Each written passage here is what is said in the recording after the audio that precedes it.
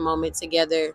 But I think that, I mean, it was hard, but I definitely like, I will say I'm not, thinking about it now, it was kind of crazy, but like I did also like, people still came over. My mom was an essential worker too. She wasn't happy about it, but people still came over and I would still have people over, but it was just like, well, you ain't been nowhere and I ain't been nowhere. We've been in the house together. So it felt safe, but we did do a lot of like car meetups. I did a lot of car meetups. Like, okay, I'm gonna sit in my car, you gonna sit in yours. So I felt like it helped me be able to be more present in a lot of my friendships. All right. Excuse me.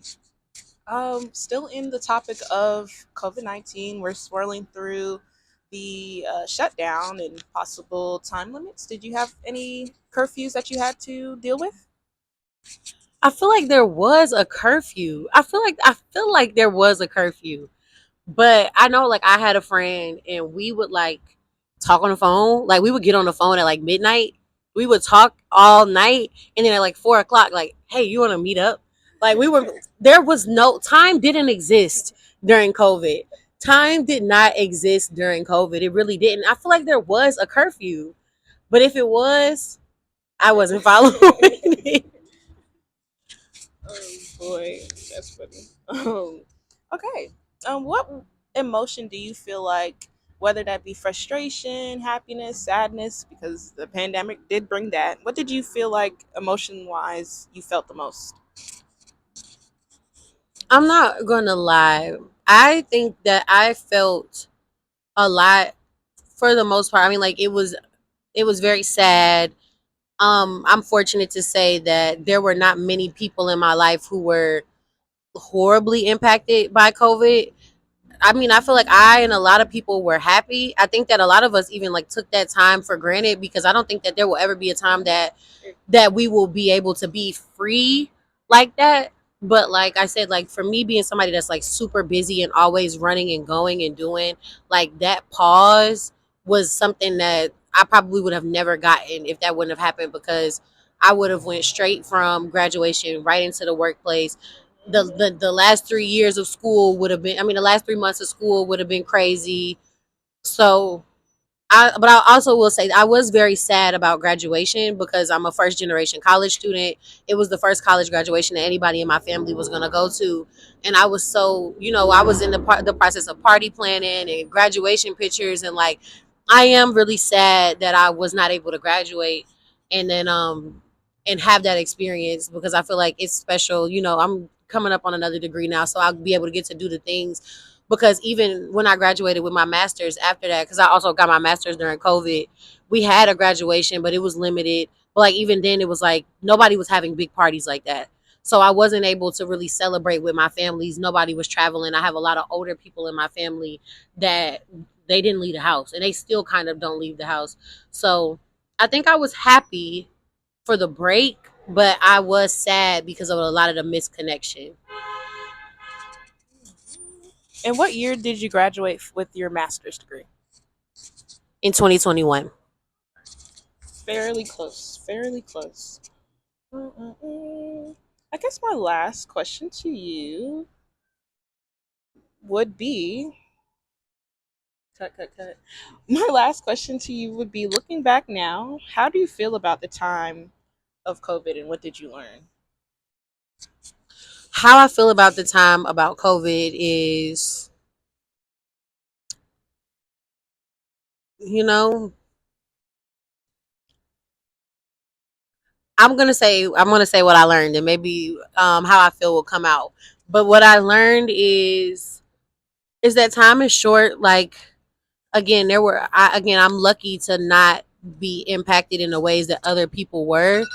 But in those times, uh, in those times, I think that it's important to like understand that time is limited, and I think that that's a big thing, like just in general, like things can change very quickly. Like I mean, that I feel like this is the first time we experienced something like this in our lifetime. Like one day everything was normal and the next day everything had changed, and you kind of got to take those moments as you take them. And I think that that's like my biggest takeaway is like just enjoy the things while they're there because everything can change in an instant. And I think like when I think about that time, I just think that it was, I mean, it was crazy. Like, you know, it's a privilege to be able to say that I was happy during that time because that time was not a happy time for like a lot of people didn't get to work. A lot of people lost a lot of money. A lot of people lost their loved ones. So, you know, I'm grateful to be able to say that it was a good time for me because I know that it was a bad time for other people. So I think just in general, like I think that when I think about it, I just think about empathy. I think it's like just learning to be empathetic and being grateful for the things that you have. Okay, I lied. I said there was the last question. My actual question again for you is, you spoke about your nonprofit. Was that before or after the pandemic that it came to life during the pandemic? And do you think that that affected it in any way? That is a great question. My nonprofit kind of started, so it all kind of happened at the same time. We had started this organization. This started from an organization that we were doing in college, and we went to a PWI. And my team now is the team that I started with. And so we went to a PWI, but the organization that we were with would send us products to push, like that was a part of it. It was like, we're gonna send you these brands that sponsor us and y'all are gonna support it on campus. And they would send us stuff like tanning towels and hairspray. And it was like, hey, we're black, we can't use these things, so it's hard for us to promote them, it's hard for us to do the work. And there was another group of like, this is a national organization, so there's a group of the black leaders of this organization on different campuses, and we worked together with the company. And they were like, okay, we're going to send these products to the HBCUs. And it was like, we are a predominantly black chapter. We just, and so they didn't send us those things. So we created On Your Crown, our event, because we wanted to get those. So we reached out to sponsors ourselves and we said, hey, this is what's going on. We need products. So we hosted that event on in February 7th in 2020. And then the next week, we had like a meeting with the president. We called out our school for not supporting us and not supporting black students and just like the overall toxic environment that was going on at the school. And so we had a new president, which is why we had this open house. And so the new president was like, oh, well, I want to talk about it. And so she scheduled this meeting with us and we went in and we like had a seat at the table and like we were being super radical and like doing all of the things. And they were like, okay, well, we're gonna have this meeting. Like they had all of these meetings, and then the world shut down.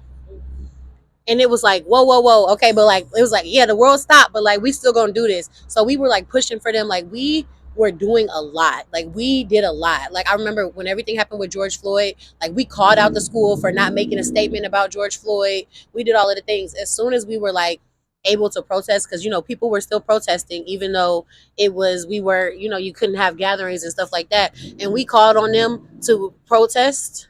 We called on them to let us protest. Everybody came to campus, and this was during COVID. Everybody came to campus during COVID, and we still like led a protest. And after that, we all graduated. But we were like, well, we got to keep doing the work. Like we can't stop doing the work because they still need the work to be done. So we continued to do it after that. And it was like once we graduated, it was like, if we're gonna keep doing this, like yeah, like we gotta separate ourselves from her now. So we created our nonprofit based off of that.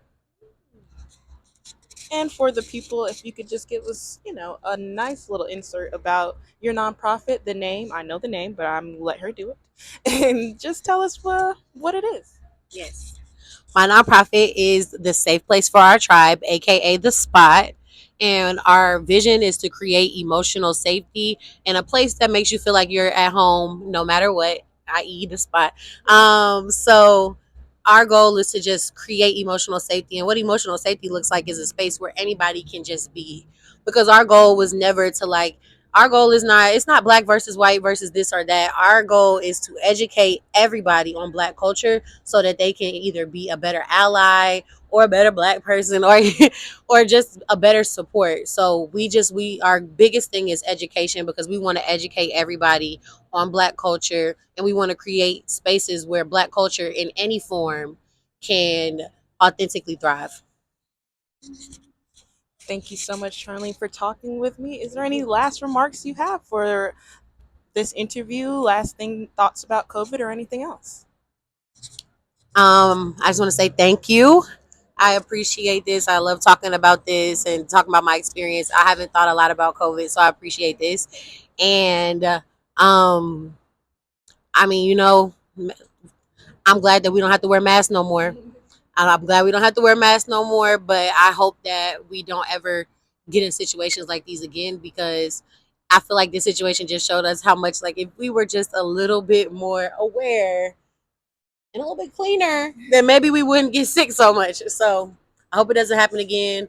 But if it does, I hope that we are more equipped to handle it.